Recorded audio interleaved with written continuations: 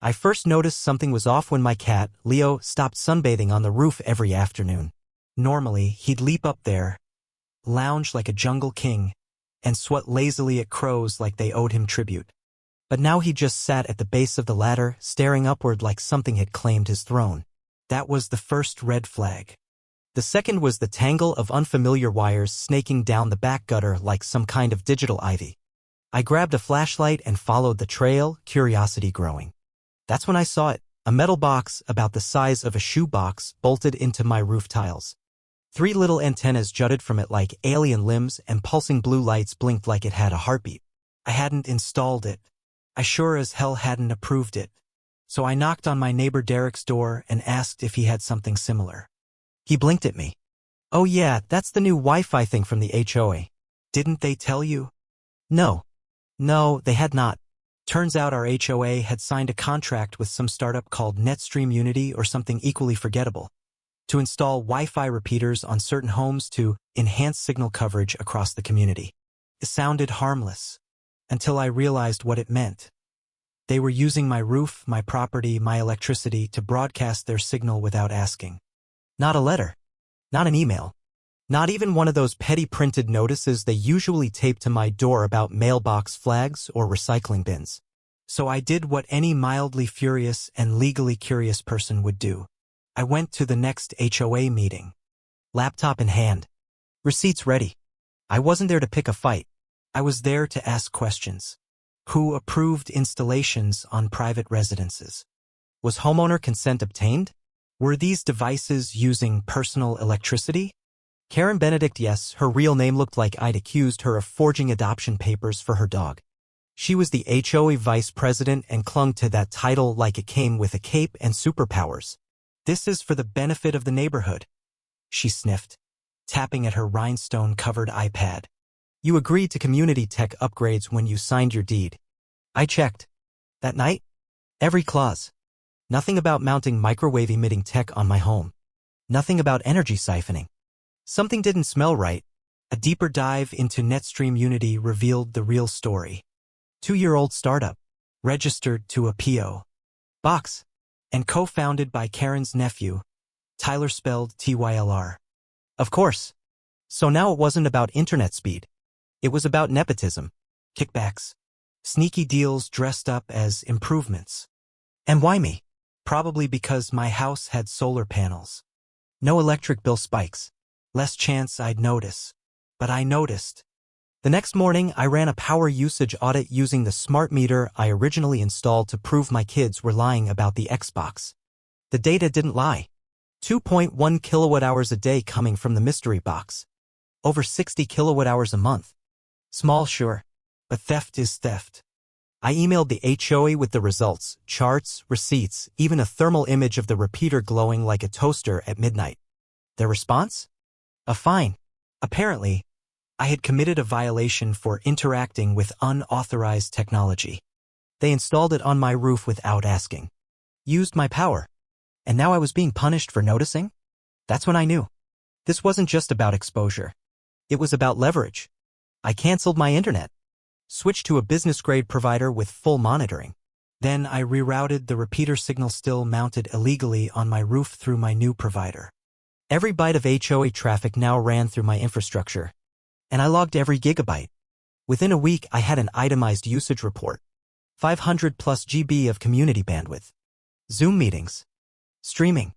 Karen's daughter binge-watching telenovelas at 2 a.m. Then I sent them an invoice. Title: Unauthorized Infrastructure Utilization Amount Due. $1,392.25. I dropped it in their mailbox in a gold envelope tied with a red ribbon.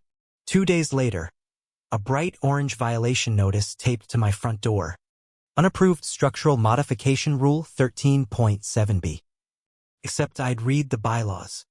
Rule 13.7b didn't exist. Not last week.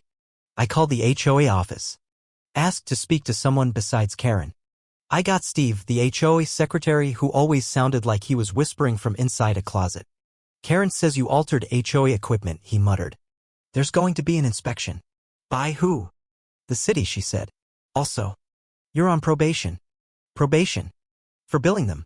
That weekend, Karen and a posse of board members marched onto my lawn with a contractor, a clipboard, and an air of theatrical concern.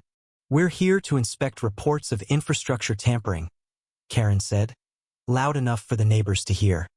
I pulled out my camera. "You can't film us," she snapped. "I'm on my property. And you're inspecting illegal tech on my roof." Smile. The contractor climbed the ladder and immediately declared the box unstable. Karen scribbled notes with glee. "We'll have to issue a tech ban," she announced. What now?" "No internet adjustments until further notice." So now I was banned from having internet? This had become a vendetta. But people were paying attention. My inbox started filling with questions from neighbors. Nancy, the ex-treasurer and Karen's arch-nemesis, sent me a simple message. "Teach me how to invoice." Then came the cherry on top. A PhD student from across town, showed up. He'd seen the HOA Facebook drama and volunteered to audit the setup. Within an hour, confirmed the repeater was logging metadata, MAC addresses, timestamps, usage patterns. Karen wasn't just stealing power. She was quietly surveilling the neighborhood. Recompiled a full report. I sent it to the HOA mailing list. Subject: "You might want to sit down." The response? Explosive. "WTF? Is this legal? I'm calling my lawyer." Karen panicked. Claimed was an unverified source. Accused me of spreading cyber fear. The city stepped in. A digital infrastructure compliance officer came to investigate. Harold, the inspector, spent 45 minutes documenting everything. His verdict off the record. Karen tried to retaliate with a cease and desist. Then proposed a new rule allowing the HOA to install tech without notice. It failed 3-28. Then she tried to rebrand the project as a pilot program. Flyers went up overnight. Her nephew Tyler was now listed as Chief Innovation Officer. It didn't work. Nancy hosted a special meeting in her backyard. Projected slides on her garage. Angry residents shared stories. Legal options were discussed. Then Channel 8 ran a story: HOA hijacks roofs for Wi-Fi. Karen's house was swarmed with reporters. She tried to play the victim, but the city wasn't buying it. An audit revealed falsified documents, conflict of interest, and privacy violations. Karen was removed from the board. The HOA settled my invoice. We launched a neighborhood network, Civic Wave. Karen moved out a month later. The house sold for $30,000 under asking. And every year since, we hold a potluck called the Bandwidth Bash. We wear shirts that say, "Ask before you install." Kids toss old routers for prizes. Gives tech talks. Nancy runs billing. And me? I sit on my porch, drink in hand, watching the repeater blinking peacefully overhead. No longer illegal, now officially ours.